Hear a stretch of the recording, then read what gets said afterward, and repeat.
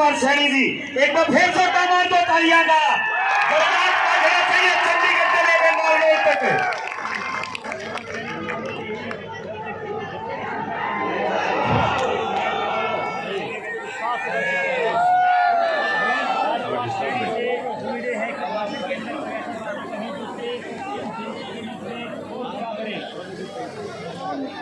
मित्रों, मैं बोलूंगा इंकलाब।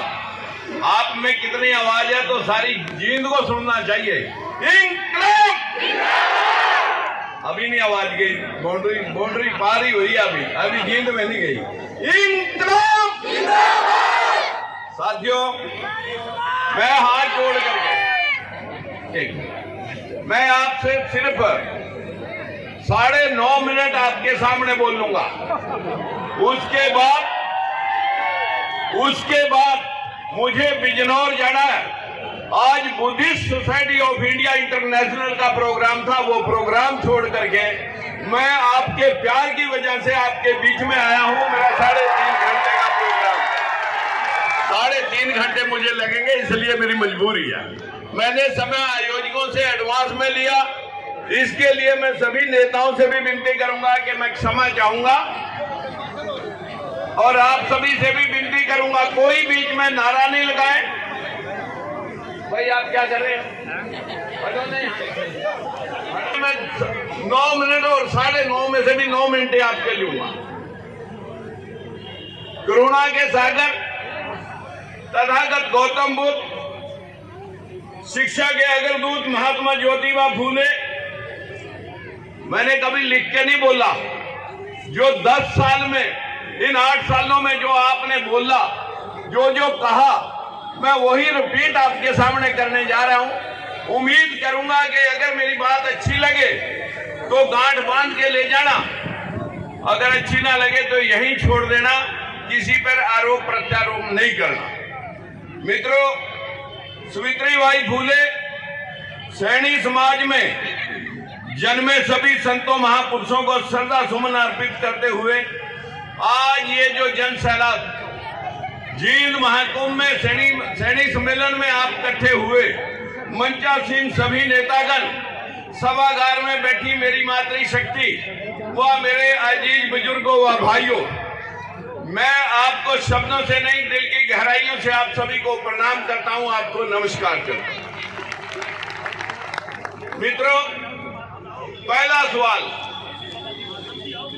आपने ये सम्मेलन बुलाया, मेरे पास शब्द नहीं है इस टीम के लिए, इन शब्दों से मैं धन्यवाद करूं, लेकिन ऊपरली जातियां चाहती हैं कि हम अपने जातियों के सम्मेलन ही करते रहें, कहीं कश्यप सम्मेलन, कहीं सैनी सम्मेलन, कहीं प्रजापति सम्मेलन।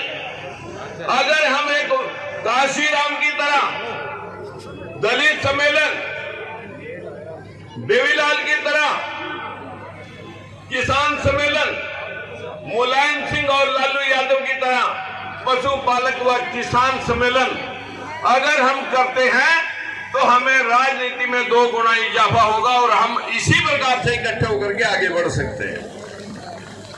मित्रों, फिर आप कहते हैं कि आपने बीजेपी क्यों छोड़ दी।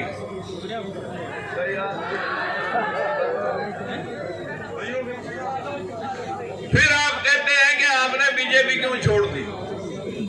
मैं सिर्फ आपके ध्यान दिलाना चाहता हूं, मेरे से पहले सरदार गुरदयाल सिंह, बलबीर सिंह सैनी, साहब सिंह सैनी, गलासो सैनी, हरि सिंह सैनी, सभी ने अपनी अपनी पार्टियां छोड़ी। जहां अपना समाज और अपना शोषण हो रहा हो, वहां पर साथियों अगर जमीर जाग रही हो तो पद मायने नहीं रखते, पदों की बलि दी जाती है।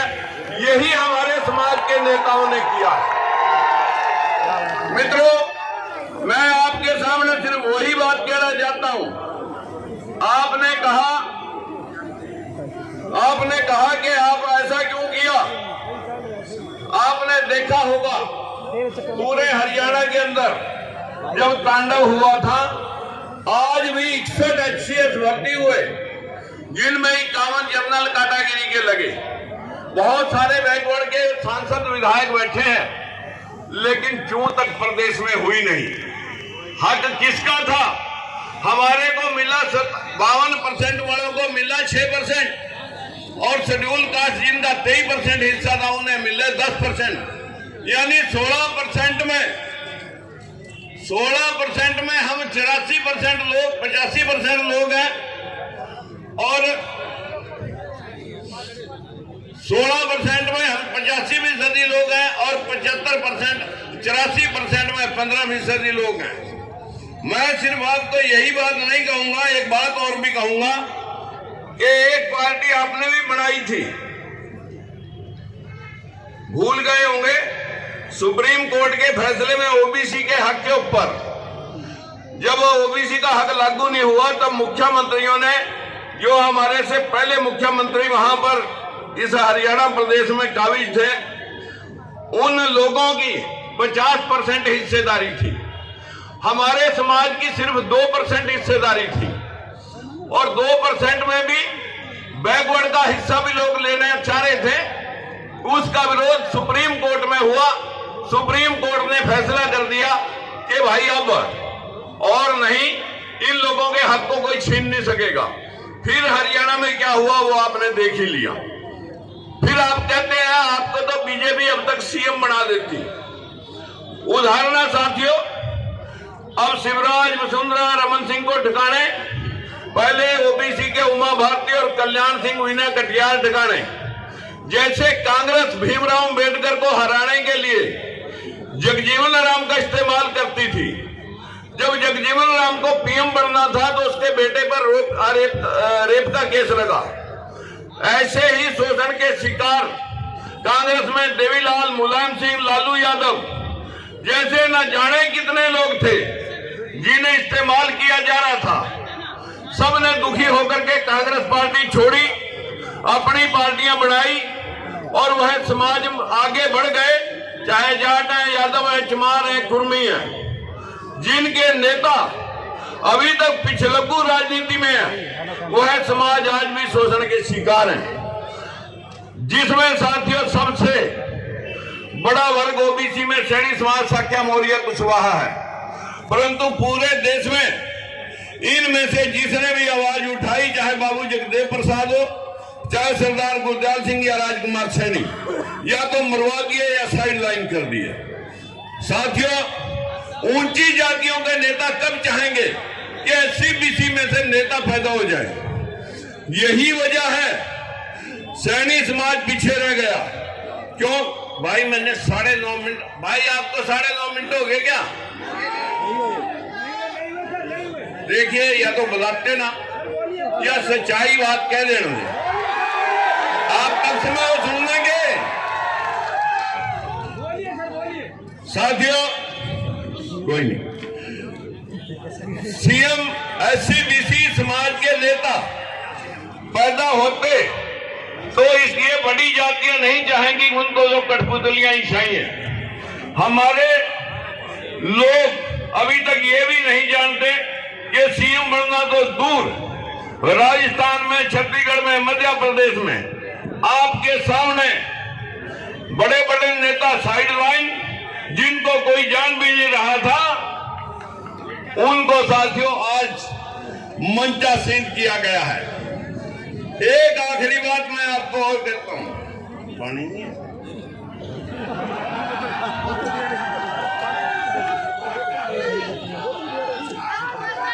भाई नारायणी बीच में लगाएंगे। नारायण मैंने इजाजत लिया 9 मिनट की, आप अपनी घड़ी देखते रहना। यह ऊंची जातियों के नेता हमारे लोगों का इस्तेमाल कैसे कर लेते हैं? जैसे कांग्रेस कभी फूलचंद मलाना, कभी कुमारी शैलजा, कभी अशोक तंवर, कभी उदय भान, उसी प्रकार से बीजेपी भी केशव प्रसाद मौर्य, कृष्णपाल गुर्जर, रतनलाल कटारिया जैसे लोगों के मुखौटे मोती की तरह लगा करके अब आपका राज आएगा। आप समझ भी नहीं पाते कि फिर कहूंगा ओबीसी में जागरूकता तो बढ़ रही है, चाहे वो हमारे डर से ही सही, लेकिन ये पार्टियां कम से कम हमें सलाम करने को लगी हैं। साथियों, यदि एससी-बीसी समाज में एससी-बीसी समाज अपने कहीं तो महापुरुषों को पढ़ लेता, ज्योतिबा फूले, भीमराव अंबेडकर, पेरियार रामास्वामी, रविदास, कबीरदास, गौतम बुद्ध को पढ़ लेता, तो आज चंद्रगुप्त मौर्य, अशोक सम्राट जैसे नेता पैदा हो सकते थे। जो देश में हुआ नहीं वो पढ़ाया गया। तक्षशिला, नालंदा, विक्रमशिला, अनेकों विश्वविद्यालय हमारे देश में विदेशों से बच्चे पढ़ने आते थे, लेकिन आज हमारे बच्चे बाहर जा रहे हैं पढ़ने के लिए, आजीविका कमाने के लिए। यह देश बार बार गुलाम क्यों हुआ? क्योंकि हमें अंधभक्ति बचपन से सिखाई जाती है, संविधान और विज्ञान पढ़ करके सवाल करना नहीं। हमारे को तो आस्था पे सवाल नहीं करने। अरे पशु और इंसान में एक ही तो फर्क है कि वो तर्क जानता है कि किसी भी बात का तर्क करके आगे बढ़ सकता है। यही दुनिया ने पाया। आखिर में सभी भाइयों को प्रणाम करने के साथ साथ कहूंगा, साथियों, बड़े पेड़ों के नीचे कभी छोटे पेड़ पैदा नहीं होते, होते हैं तो परवरिश नहीं होती। बड़े तो पेड़ तभी होंगे, फलेंगे, फूलेंगे जब ऊपर की छाया हटेगी। क्योंकि जिन लोगों ने भी इतिहास रचा, जो हमारे से आगे, जो देवीलाल, कांशीराम, मुलायम सिंह, जितने लोगों को मैं कहूंगा, जिन लोगों ने भी इतिहास रचा, वो पीछे से हट करके नई राह बना करके समाज को आगे लेके गए। आज समाज जागरूक हो रहा है, आपको लोग सलाम करते हैं, क्योंकि समाज में आज आप अपने हकों के लिए लड़ना तो सीख गए, लेकिन वोट डालना अभी नहीं सीखा। लड़ना सीख गए, लेकिन वोट डालना भी नहीं सीखा। साथियों, 27 वर्षों में 1996 से विधायक, सांसद, मंत्री पद की बलि 3 बार 27 वर्षों में दे दी, लेकिन राजनीति मेरा और मेरे परिवार का पेशा नहीं है। मैं तो हमारी हिस्सेदारी, हमारी संख्या 10% है, हिस्सा अभी 2% है, और टोटल ओबीसी की संख्या 55% है, हिस्सा 11% है। शेड्यूल कास्ट की हिस्सेदारी 23% है, संख्या 23% है, लेकिन मिला अभी तक 12% है।